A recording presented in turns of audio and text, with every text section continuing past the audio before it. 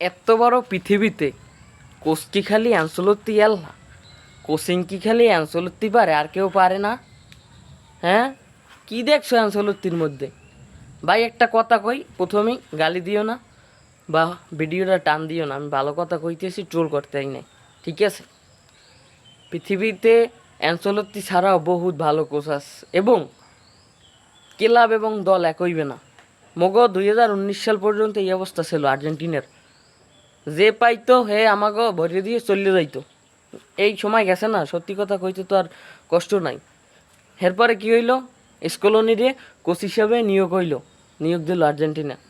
পরে প্রথম ম্যাচটা আইলো, স্কলোনি হারলো। আর্জেন্টাইন দর্শকরাই হাসাহাসি করলো এবং তার অনেক প্রচুর পরিমাণে গালি দিল, ট্রোল করলো। এর পরের কাহিনী সবার জানা। বিশ্বকাপ জয়ী কোচ, কোপা আমেরিকা জয়ী কোচ, ফিনালিজিমা জয়ী কোচ এবং ব্যাক টু ব্যাক বর্ষসেরা কোচ, দুইবার ফিফার বর্ষসেরা কোচ। কেডা? স্কলোনি। কেউ চেনতে স্কলোনি রে? চেনতে না।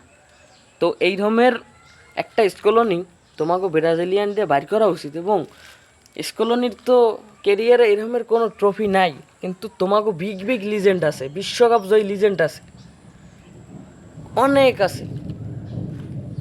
সামান্য কাকা আছে যে এই যুগের প্লেয়ার, কাকারে দিয়ে শুরু করো, কারণ স্কলোনি কিন্তু মেসির লগে খেলছে। সো কাকারা কিন্তু তোমরা দিয়ে শুরু করতে পারো।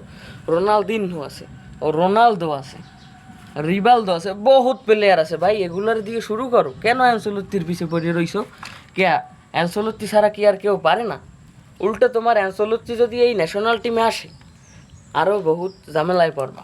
দুই চিটিয়া প্লেয়ার রিয়াল মাদ্রিদে খেলা দেখে অ্যানসেলত্তির উপর যে ভরসা করতেছো তোমরা, এটা ভালো না।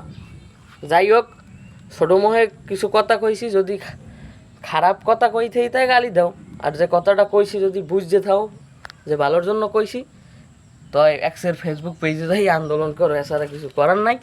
আমি আবারও কই, স্কলোনির মতো একজন দেশি কোচ তোমরা বাইর করো যদি সাকসেস হইতে চাও।